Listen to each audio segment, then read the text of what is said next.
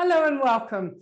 My name's Maria McMahon. So if you've not seen any of my videos before, welcome. And we are with this video into red flag number 47 from the top 50 red flags of romantic predators, how to avoid the narcissist's trap, which is my book. It's available on Amazon.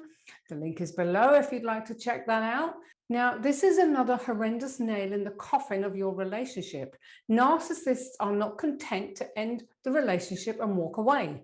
They're so evil, they have to emotionally eviscerate you in public because this gives them fuel and it validates them to other people who believe that you were the crazy one who made their life hell.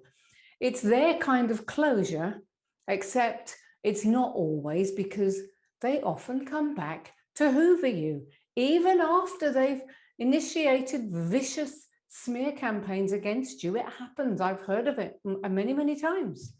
And there's really no end to the lies that they'll tell.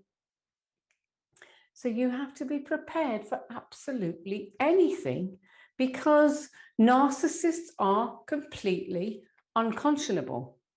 And the reason they initiate a smear campaign is because you dared to question them or to let them down, to not be the paragon of perfection that they fabricated you to be or fantasized you to be in the first place.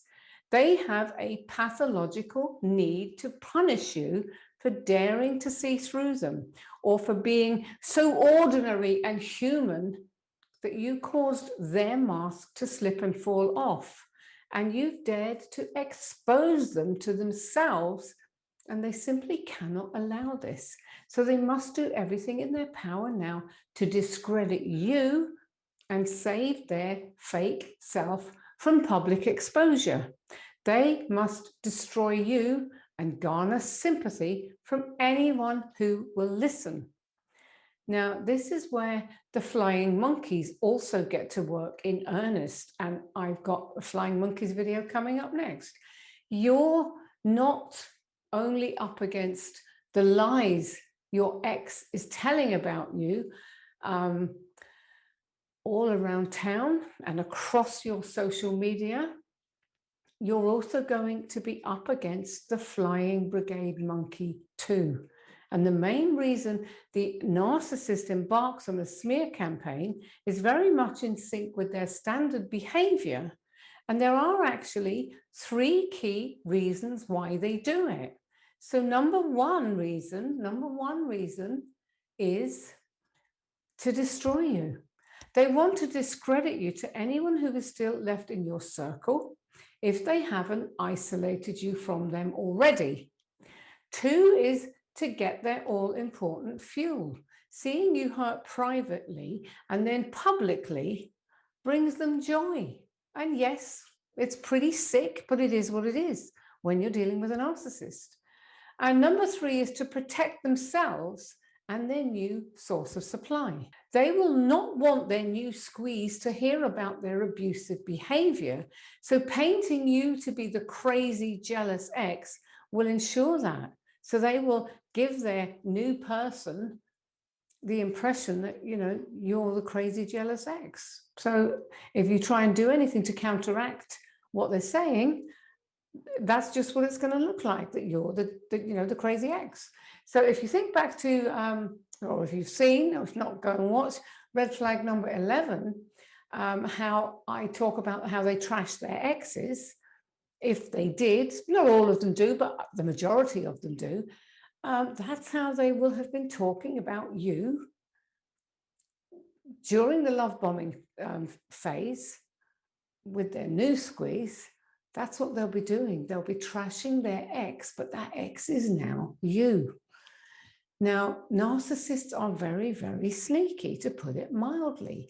They don't just spring this smear campaign out of the blue as soon as they discard you, because they're basically pretty often too clever for that. Months beforehand, they will have started dropping subtle hints into the right ears, casting doubt on your state of mind or your integrity or your honesty, your character in general. Now, these might seem quite innocuous to the listener. So a comment such as, "Oh, it's funny, isn't it, how you can think someone is so amazing and then one day you find out they're anything but." And they'll kind of not offer any more information, even if they're pressed. But this leaves the person, sorry, my dogs, but this leaves the person who's heard it wondering, just wondering, what's behind that? What's going on? Now, even though no names have been mentioned and you've not been implicated, when the discard bomb explodes and the smear campaign starts, people who've heard those comments will remember them being said, and they'll put 2 and 2 together and come up with 5. And this is the subtle type of manipulation that the narcissist uses. Now, in the case that you discard them, this can cause a massive narcissistic injury and incite narcissistic rage. You have dared to pull their mask off and expose them for what they are.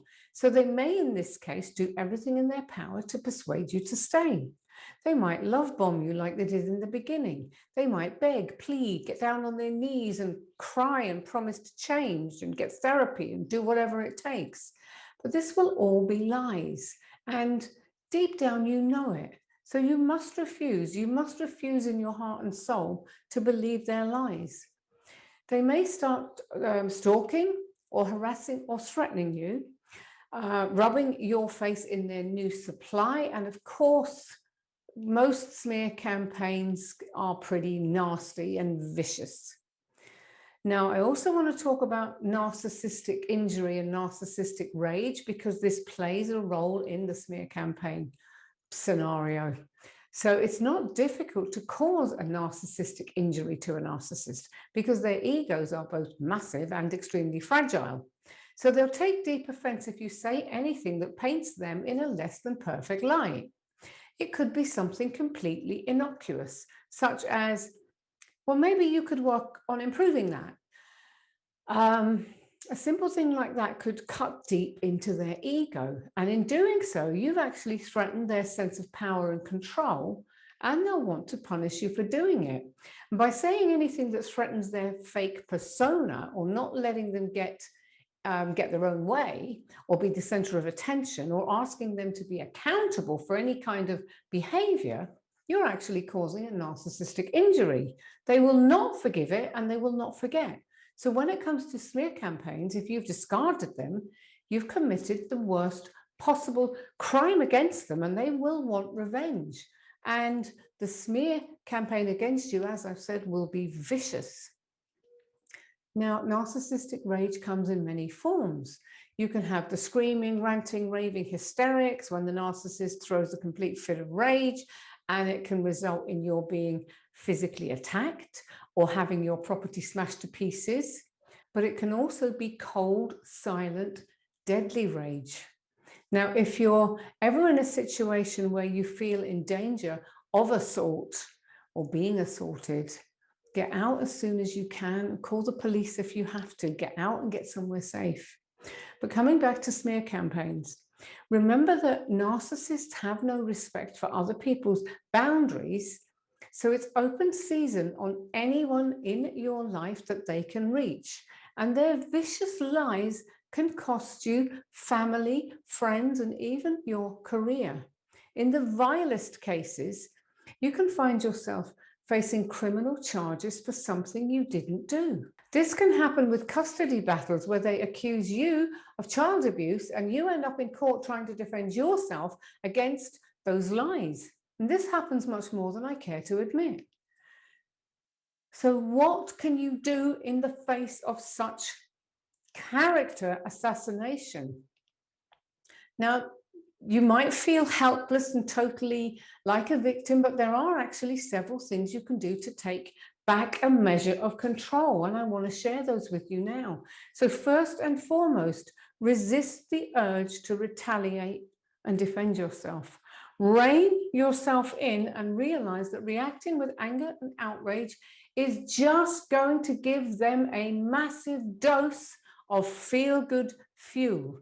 So you need to take a deep breath or several and ground yourself in your reality. You know the truth, and for the time being, that is all that matters. Okay. Now, if it's a custody or a court battle, get all your legal ducks in a row and prevent the facts and everything you can to back it up, and let your lawyer do the fighting for you. If you do have to show up in court, bring a family member that you trust or a friend that you trust so that you don't have to kind of face that alone. Another thing that you need to do is pick and choose the family and friends who will believe you, who know you, who trust you. And even if you think there's no one, you might be surprised to find that there are some people who are willing to fight in your corner. Your true friends or your true family, they will know that you're telling the truth. And if they don't, and you thought they were your friend, well, then let them go. Because if they don't, then they are potentially flying monkeys and you don't want them in your circle. Now, another thing you can do if this person knows about your work is you could talk to your boss or your HR department and advise them what's happening and let them know that this ex of yours is liable to start spreading lies and rumors about you.